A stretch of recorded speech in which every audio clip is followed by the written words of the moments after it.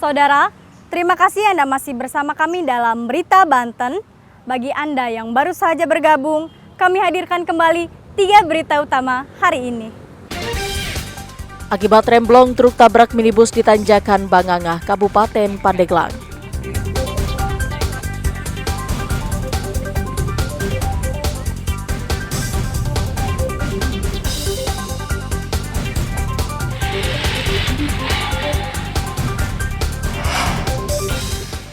Sebelum tewas, seorang anak buah kapal meminta bersandar saat berlayar di laut tapi ditolak pemilik kapal.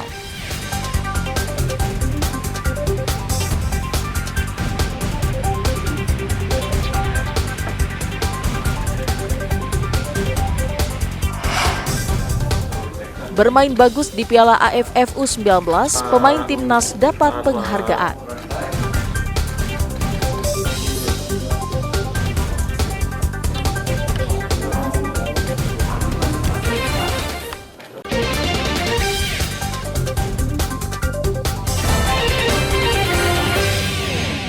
Enam anak buah kapal meninggal dunia saat berlayar menggunakan kapal motor Sri Mariana. Keenam korban dievakuasi di dermaga Pol Air Polda Banten yang berada di sekitar Pelabuhan Merak. Saat proses evakuasi, sejumlah petugas menggunakan pakaian khusus pelindung diri untuk mengantisipasi hal-hal yang tidak diinginkan. Sebelum dievakuasi ke darat, 6 jenazah tersebut disimpan oleh ABK lain di lemari pendingin yang berada di dalam kapal. Selain mengevakuasi 6 jenazah, petugas juga mengevakuasi 14 ABK lainnya yang dalam kondisi sakit, sedangkan 16 ABK lainnya masih diisolasi di dalam kapal. Polisi dan petugas kesehatan masih melakukan observasi terhadap para nelayan yang berangkat dari Sibolga, Sumatera Utara, menuju Teluk Jakarta itu. Menurut Kepala Balai Kekarantinaan Kesehatan Kelas 1 Banten, 6 ABK meninggal dalam waktu yang berbeda saat berlayar di sekitar perairan Samudra Hindia. Ini berasal dari Samudra Hindia. Mereka berawal dari Sibolga menuju Samudra Hindia selama 9 bulan di sana, mulai Oktober dan sampai di sini bulan Juli. Nah, di bulan Juli inilah terdapat ada yang meninggal, ada 6 orang yang meninggal, 7 orang sakit, 16 masih kita observasi. Jadi bertambah lagi sekarang ada 14 orang yang sudah di rumah sakit. Petugas juga saat ini telah mengambil sampel darah dari seluruh ABK untuk meneliti penyebab pasti meninggalnya para nelayan. Ariel Maranus dan Aji Ramadan melaporkan dari kota Cilegon. 14 orang anak buah kapal motor Sri Mariana yang dirawat di Rumah Sakit Krakatau Medika Kota Cilegon kondisinya mulai membaik. Sebelumnya, mereka menjalani perawatan intensif dari petugas medis usai dievakuasi dari kapal pencari ikan yang berangkat dari Sibolga, Sumatera Utara. Beberapa nelayan juga mulai diperbolehkan keluar dari ruang perawatan dan beraktivitas di luar rumah sakit sambil menunggu hasil pemeriksaan kesehatan mereka.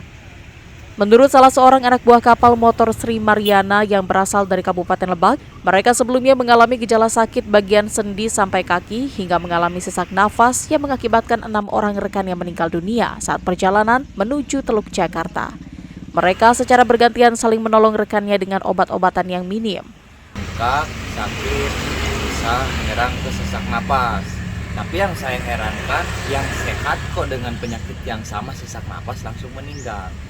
Alhamdulillah kalau sakit ya, kalau saya. Kang, informasinya kan Akang sempat dirawat juga. Nah, kata dokter itu apa? Atau ada obat yang khusus dikasih untuk Akang? Nah, kalau saya kan ingin mengetahui apa sih penyebab dan penyakit yang dialami jenazah sehingga korban-korban ini sampai meninggal. Tapi dengan hasil pengecekan dari pihak rumah sakit dinyatakan saya itu sehat. Para ABK yang sebelumnya dirawat itu nantinya akan menjalani karantina di tempat yang telah ditentukan oleh instansi tim kesehatan pelabuhan guna memantau kondisi kesehatan mereka. Ariel Maranus dan Aji Ramadan melaporkan dari kota Cilegon. Warga yang menjadi korban banjir bandang Lebak yang terjadi pada awal tahun 2020 di Kabupaten Lebak hingga saat ini banyak yang masih menempati hunian sementara yang dibangun pemerintah. Setelah menunggu hampir 4 tahun, akhirnya mereka mendapatkan kepastian untuk mendapatkan relokasi dan hunian tetap. Pemerintah daerah dengan pemerintah pusat akan segera membangun hunian tetap untuk para penyintas banjir bandang tersebut. Pembangunan hunian tetap rencananya akan dimulai pada awal tahun 2025. Hunian tetap pertama akan dibangun sebanyak 94 rumah untuk para penyintas yang berada di Kecamatan Cipanas dan selanjutnya akan dibangun 219 rumah untuk penyintas yang berada di Kecamatan Lebak Gedong. Hunian tetap akan didirikan di atas lahan seluas 2 hektar yang telah disiapkan untuk relokasi warga terdampak banjir bandang. Selain rumah, ada sejumlah fasilitas umum dan fasilitas sosial yang akan dibangun.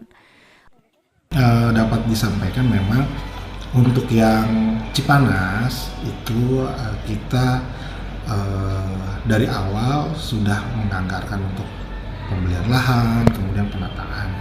Tapi karena yang akan membangun rumahnya adalah dari Kementerian PU, mereka menginginkan adanya upgrade atau pematangan lahan yang sesuai dengan kualifikasi dari atau standar dari Kementerian PU.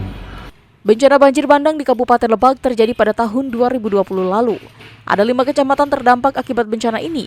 Dari 2 kecamatan yakni Cipanas dan Lebak Gedong, ada 273 pemilik rumah yang belum direlokasi. Ariel Maranus dan Sajiwa Pratama melaporkan dari Kabupaten Lebak. Informasi tadi menutup jumpa kita dalam Berita Banten. Atas nama rekan redaksi yang bertugas, saya Miselia Kartika mengucapkan terima kasih atas kebersamaan Anda. Selamat beraktivitas dan sampai jumpa.